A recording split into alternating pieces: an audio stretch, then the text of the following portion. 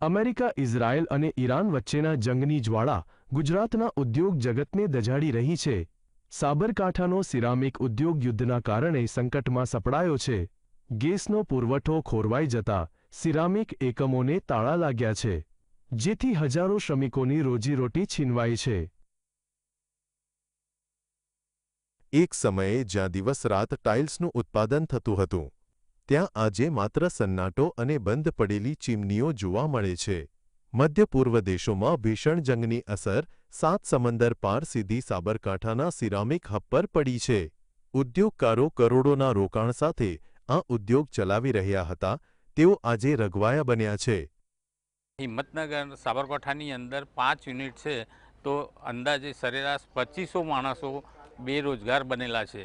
અને આ ઇન્ડસ્ટ્રીઝ બેંકોની લોનો ઉપર લઈ અને આ ઇન્ડસ્ટ્રી ચલાવતી હતી, અને ઇન્ડસ્ટ્રીઝ બંધ થવાથી બેંક લોન ભરપાઈ કરવામાં બી બહુ મુશ્કેલ ઊભી થઈ છે. ઈરાન, ઇઝરાયલ અને અમેરિકાના યુદ્ધથી પ્રોપેન ગેસની સપ્લાય ચેઇન સંપૂર્ણપણે ખોરવાઈ છે. સિરામિક ઉદ્યોગ માટે પ્રોપેન ગેસ પ્રાણવાયુ છે.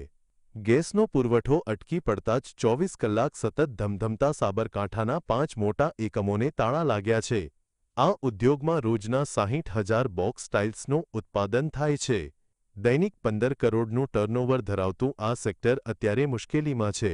સિરામિક ઉદ્યોગથી 3,000 કામદારોનું ગુજરાન ચાલે છે.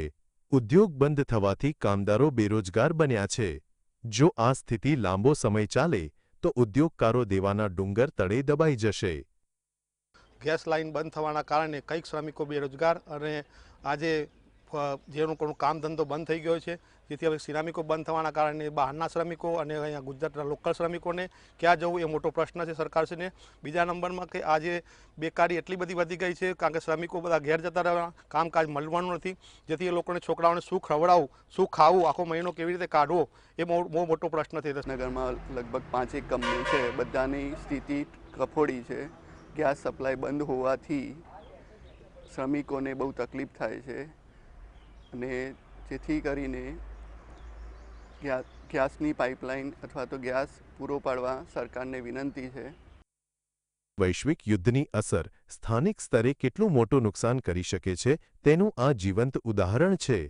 જો ગેસનો પુરવઠો વહેલી તકે પુનઃસ્થાપિત નહીં થાય તો આગામી દિવસોમાં સાબરકાંઠાનો આ ઉદ્યોગ સંપૂર્ણપણે પાયમાલ થઈ શકે છે. જુગનુ રૂપાલી, GSTV, સાબરકાંઠા.